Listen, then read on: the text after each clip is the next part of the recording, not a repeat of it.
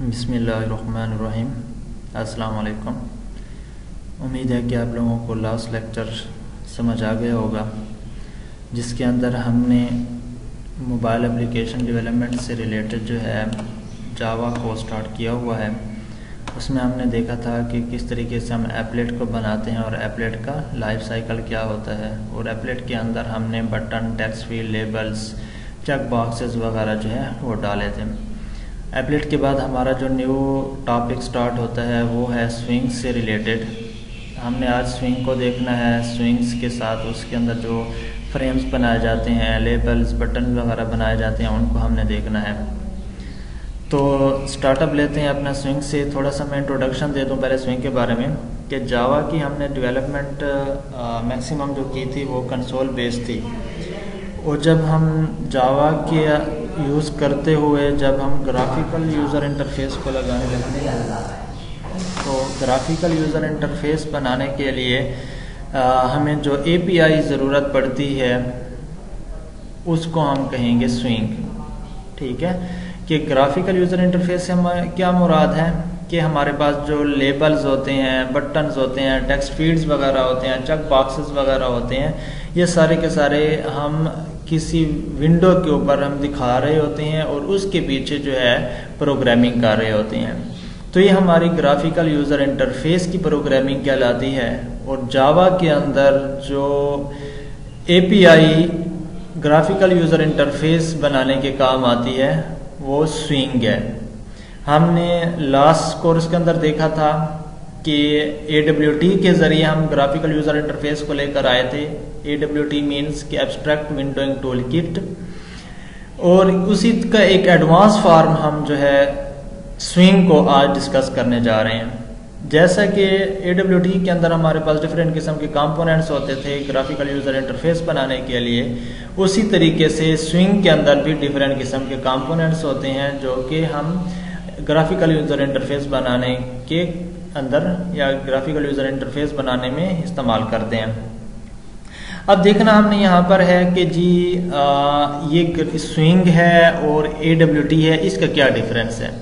तो ये actually applet नहीं है, बल्कि यहाँ पर अब AWT को ले लें, क्योंकि AWT और स्विंग का हम कंपैरिजन करने जा रहे हैं। एप्लेट तो एक ऐसी चीज़ है जो कि ब्राउज़र के अंदर रन होती है, और इसी एप्लेट के अंदर हम स्विंग्स को लेकर आ सकते हैं। लेकिन ये यहाँ पर एक सूटेबल टर्म नहीं है, बल्कि यहाँ पर सूटेबल टर्म जो होगी वो है स्विंग वर्सेस AWT। ठीक है, आई थिंक ये मिस्टेकनली जो है वो लिख दिया गया है एप्लेट के अंदर, क्योंकि हम AWT भी यूज़ करते होते हैं और ग्राफिकल यूज़र इंटरफेस को लेकर आते होते हैं। तो एप्लेट एक सेपरेट चीज़ है, स्विंग से एक सेपरेट चीज़ है। तो यहाँ पर जो है AWT जो है वो यहाँ पर सूटेबल है कि स्विंग और AWT का हमने डिफरेंस देखना है। तो कुछ इंट्रोडक्शन मैंने आपको बता दिया स्विंग का, कि स्विंग क्या चीज़ है।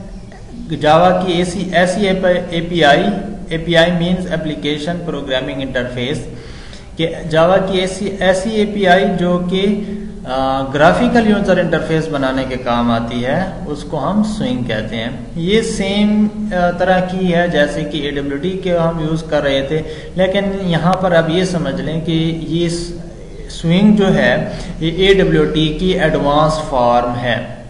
ठीक है, अब इसके थोड़ा सा थ्योरेटिकल व्यू पॉइंट को देखते हैं कि जी स्विंग क्या चीज़ होती है। यहाँ पर देखें, जावा स्विंग के बारे में यहाँ पर बताया जा रहा है। ये चीज़ आप ज़रा सा नोट करें कि it is that used to create window based application. Window based application जब आप बनाने लगते हैं तो ये जो है स्विंग की API को हम यूज़ करते होते हैं। ठीक है, अच्छा, it is built on the top of the abstract window kit API and entirely written in Java. ठीक है, और ये एंटायरली जो है जावा के अंदर लिखी गई है। ठीक है, अब देखते हैं कि AWT भी हमारे पास है। अगर AWT हमारे पास है तो फिर स्विंग की क्या ज़रूरत पड़ी कि जिसके ज़रिए हम ग्राफिकल यूज़र इंटरफेस बनाते हैं। तो इसके कुछ एडवांटेजेस हैं AWT के ऊपर, वो मैं ज़रा सा डिस्कस करना चाहूँगा कि जावा स्विंग जो क्या प्रोवाइड कर रही है, platform independent and light weight components. ठीक है, कि Unlike AWT, Java Swing provides platform independent and lightweight components. कि AWT से जो अच्छी चीज़ है वो स्विंग है, क्योंकि स्विंग जो है प्लेटफॉर्म इंडिपेंडेंट और लाइट वेट कंपोनेंट प्रोवाइड करती है। ये कंपोनेंट क्या होती हैं? ये जो आप लोग ग्राफिकल यूजर इंटरफेस के अंदर यूज कर रहे होते हैं, बटन हो गया, लेबल हो गया, टेक्स्ट फील्ड हो गया, चेक बॉक्स, रेडियो बटन्स वगैरह, ये सारे के सारे कंपोनेंट्स हैं।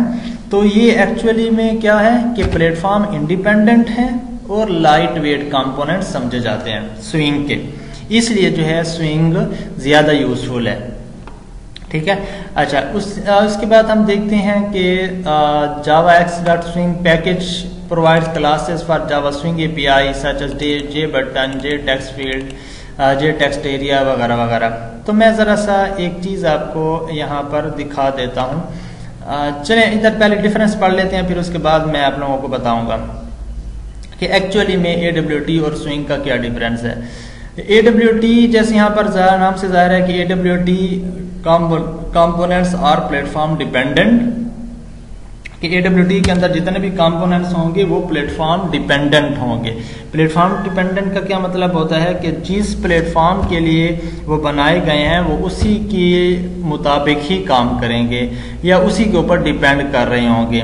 जैसा कि प्लेटफॉर्म से क्या मुराद है? हार्डवेयर प्लस सॉफ्टवेयर या operating system plus internal hardware, तो ये प्लेटफॉर्म कहलाता है।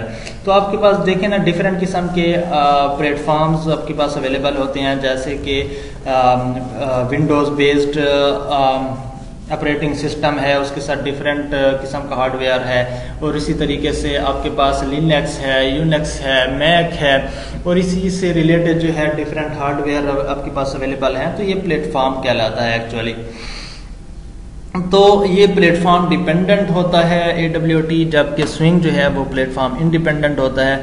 अब उसके बाद देखें कि AWT components are heavy weight, ये हैवी वेट होते हैं, जबकि स्विंग जो है वो लाइट वेट आपके पास कंपोनेंट्स हैं।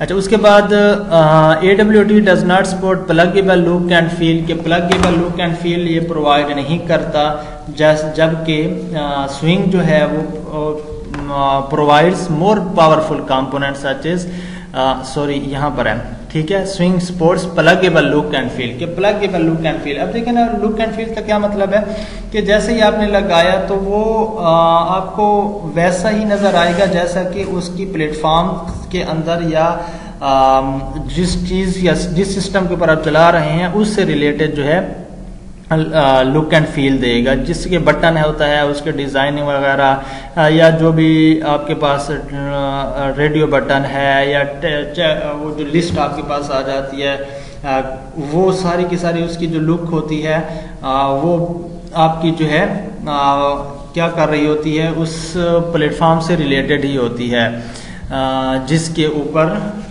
ये हम चला रहे होते हैं। ठीक है, AWT। अब उसके बाद जब हम स्विंग की बात करते हैं तो इसको हम जिस किस्म का भी लुक एंड फील देते हैं तो वो प्लेटफॉर्म के जिस प्लेटफॉर्म पर भी चलाएंगे तो वो सेम किस्म का लुक एंड फील देगा आपको। ठीक है, अच्छा उसके बाद AWT का जो फोर्थ डिफरेंस है वो जरा सा हम देख लेते हैं कि AWT provides less components than swing. ठीक है, ये सिंपल सा आपके पास डिफरेंस है कि AWT के अंदर जो है वो लेस कंपोनेंट्स होते हैं एज कंपेयर टू स्विंग, लेकिन स्विंग के अंदर क्या है, AWT से ज्यादा कंपोनेंट्स होते हैं और पावरफुल कंपोनेंट्स होते हैं, जैसे कि टेबल्स हो गया, लिस्ट हो गया, scroll panes, colour chooser, tabbed pane वगैरह, ये सारी की सारी जो है ज्यादा मोर मतलब है कि आपके पास पावरफुल कंपोनेंट्स आ जाते हैं। हालांकि ये जो टेबल्स, लिस्ट, स्क्रॉल पेन है ये AWT के अंदर अवेलेबल नहीं है। ठीक है, तो यहाँ पर क्या हमें समझ आई कि AWT के अंदर जो है स्विंग से कम कंपोनेंट्स होते हैं। ठीक है, अच्छा उसके बाद आ जाता है पांचवा हमारे पास डिफरेंस कि AWT जो है does not follow MVC। MVC से शायद आप लोगों ने कुछ इसका आइडिया लिया हो, में भी आप लोगों ने विजुअल प्रोग्रामिंग के अंदर कुछ ना कुछ इससे रिलेटेड काम किया हो। अगर नहीं भी किया फिर भी खैर है, मैं आप लोगों को बता देता हूं कि MVC जो है एक्चुअली वो मॉडल व्यू कंट्रोलर होता है, जिसके अंदर मॉडल जो है वो डेटा को रिप्रेजेंट कर रहा होता है और व्यू जो है वो एक्चुअली प्रेजेंटेशन हो रही होती है या कोई चीज़ यूज़र को नज़र आ रही होती है। और कंट्रोलर क्या कर रहा होता है, वो मॉडल एंड व्यू के दरमियान एज एन इंटरफेस के तौर पर काम करता है। ठीक है, और ये MVC जो है ये AWT के अंदर अवेलेबल नहीं है, वो इसको फॉलो नहीं करता, जबकि स्विंग जो है वो MVC को भी फॉलो करता है। तो ये सिंपल से कुछ डिफरेंसेस थे जो कि AWT और स्विंग के अंदर हैं। इसलिए जो है स्विंग को, जावा के जो स्विंग है उसको AWT से बेहतर समझा जाता है। ठीक है, तो इसलिए जो आपकी आउटलाइन है उसमें अगर आप देखें तो AWT वर्सेस एप्लेट नहीं है, बल्कि AWT versus swing versus AWT है। ठीक है, स्विंग के बारे में भी इंट्रोडक्शन भी ले लिया हमने, स्विंग और AWT का डिफरेंस भी हमने देख लिया। ठीक है, यहाँ पर क्या है कि स्विंग के बारे में दोबारा से मैं थोड़ा सा बता दूं कि एक ऐसी चीज़ जिसके ज़रिए आप ग्राफिकल यूज़र इंटरफेस बनाते हैं या graphical user window based application बनाते हैं जावा के अंदर, तो आपको स्विंग की ज़रूरत पड़ती है। स्विंग के ज़रिए आप विंडो बेस्ड एप्लीकेशंस बना रहे होते हैं और ये विंडो बेस्ड एप्लीकेशन तो AWT के अंदर भी बना सकते थे। फिर हमने उन दोनों का डिफरेंस भी देखा कि स्विंग और AWT में क्या डिफरेंस है और क्यों जो है स्विंग को अच्छा समझा जाता है एज कंपेयर टू AWT।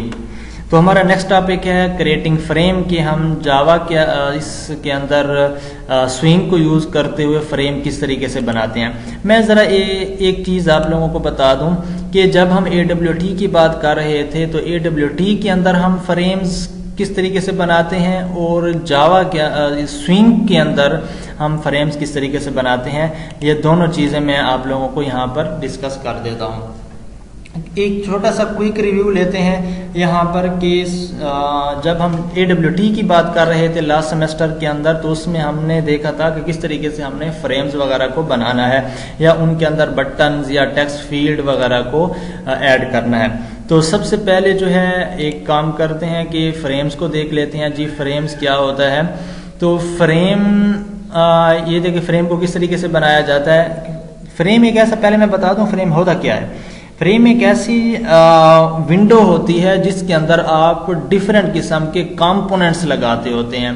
जैसा कि आपको कोई सॉफ्टवेयर अगर रन हो रहा है तो उसके अंदर एक विंडो है, उस विंडो के ऊपर आप लोगों ने डिफरेंट किस्म की चीजें जो है वो लगाई हुई हैं, डिफरेंट किस्म के कंपोनेंट्स लगाए हुए हैं। जैसा कि आपके बटन हो गए, आपके लेबल हो गया, टेक्स्ट फील्ड हो गई, लिस्ट्स हो गई, चेक बॉक्स हो गया, रेडी बटन हो गया, वगैरह वगैरह।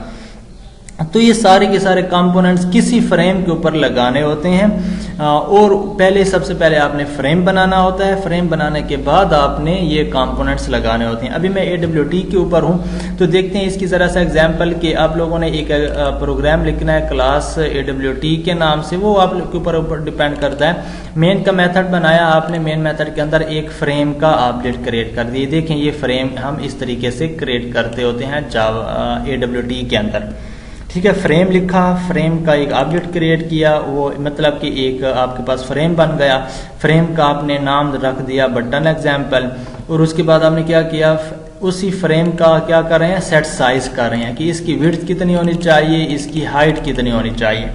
उसका आपने सेट साइज कर दिया, मतलब साइज को आपने सेट कर दिया। फिर सेट लेआउट है, अगर आप लोगों को याद हो तो लेआउट के बारे में मैंने आप लोगों से डिस्कस किया था और बाद में भी मैं लेआउट के बारे में आप लोगों को बता दूंगा कि लेआउट किस तरीके से हम सेट करते होते हैं या किस किस्म का होता है। तो यहाँ पर हम कोई लेआउट यूज नहीं कर रहे, नल का मतलब हम कोई लेआउट जो है वो यूज नहीं कर रहे। फिर उसके बाद f.set visible true, तो ये विजिबिलिटी भी हमने यहाँ पर सेट करनी होगी अपने फ्रेम की, और नॉर्मली तौर पर या बाय डिफॉल्ट जो है इसकी विजिबिलिटी वो फॉल्स होती है।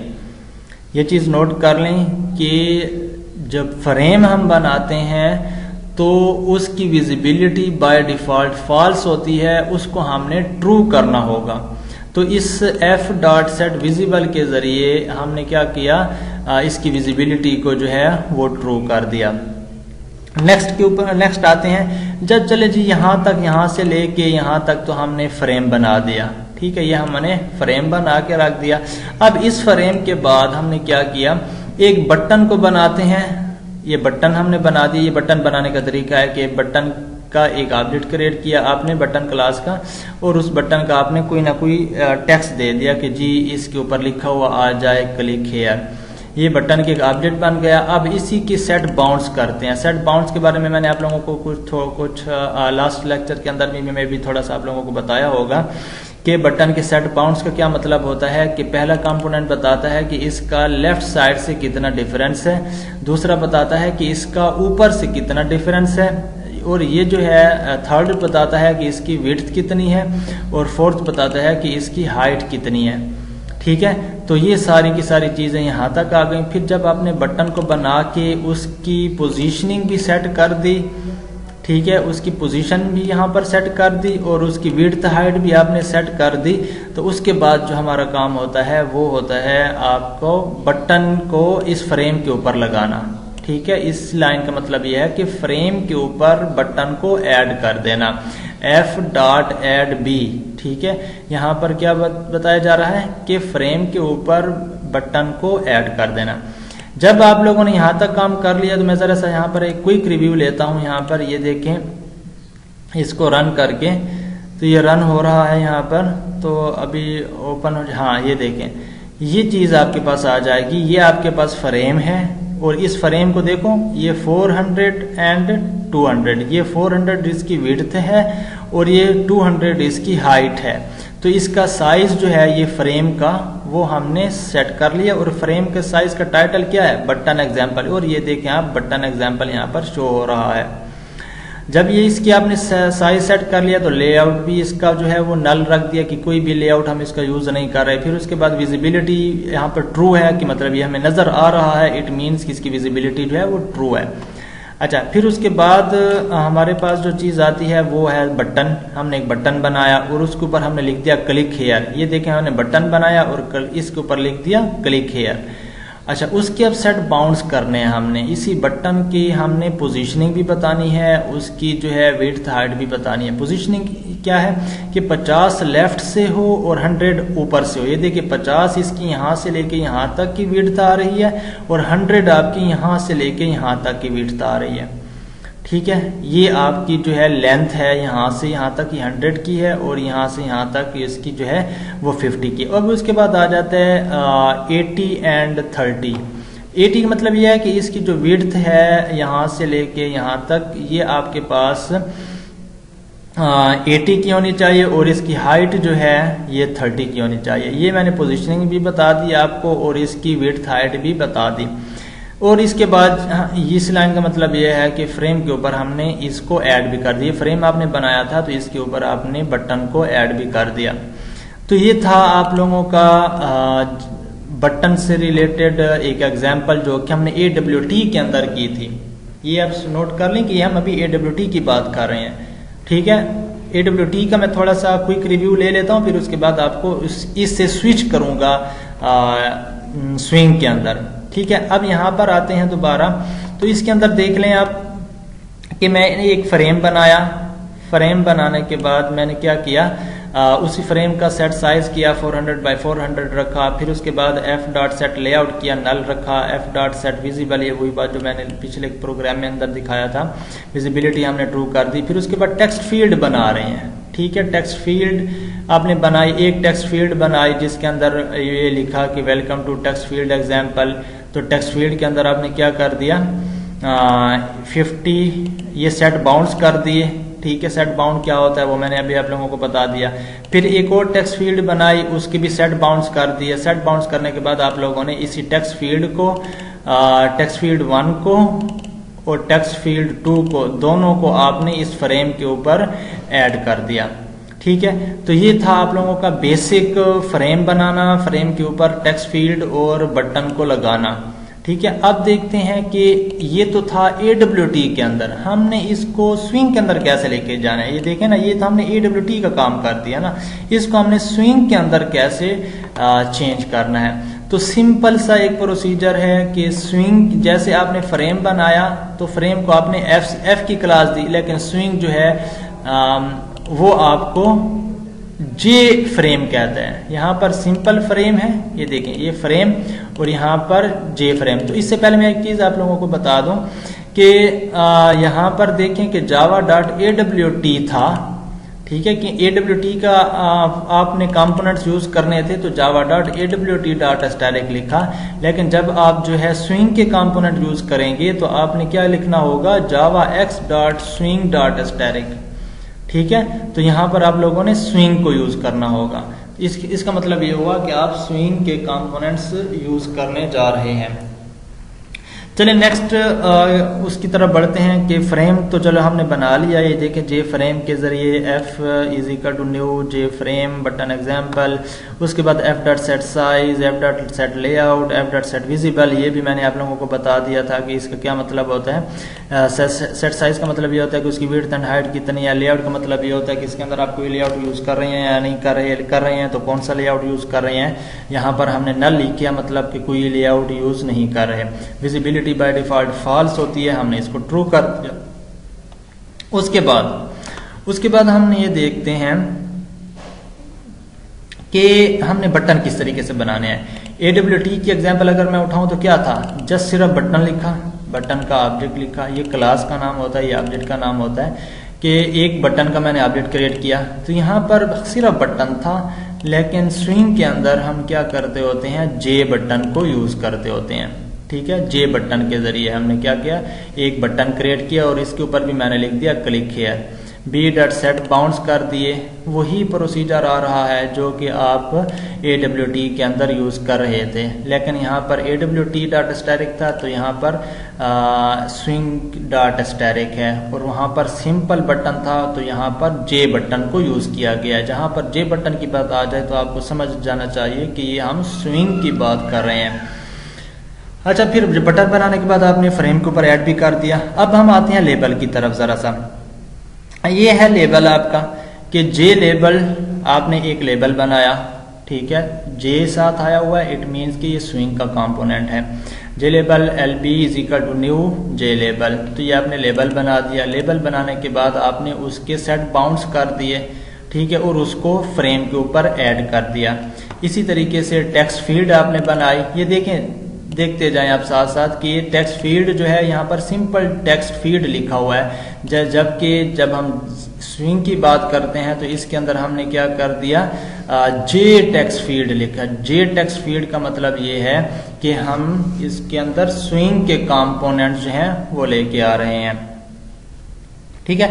तो इसके बाद जो है यहाँ पर देखें अगर, तो हमने 4 काम किए। सबसे पहले हमने फ्रेम बनाया, फ्रेम के ऊपर हमने बटन को ऐड किया, बटन के बाद हमने लेबल को ऐड किया, लेबल के बाद हमने टेक्स्ट फील्ड को ऐड कर दिया, ठीक है। अब इसको जरा सा रन करके देखते हैं कि क्या ये हमारे पास काम कर रहा है या नहीं कर रहा। हाँ, बिल्कुल सही काम कर रहा है, ठीक है। ये देखें आप कि आपने एक फ्रेम बनाया, ये देखें फ्रेम आपको नजर आ रहा है। उस फ्रेम के अंदर आपने इसकी सेट विजिबल सेट साइज के जरिए उसकी साइज सेट कर दी, ये 500 बाय 500 आपने कर दिया।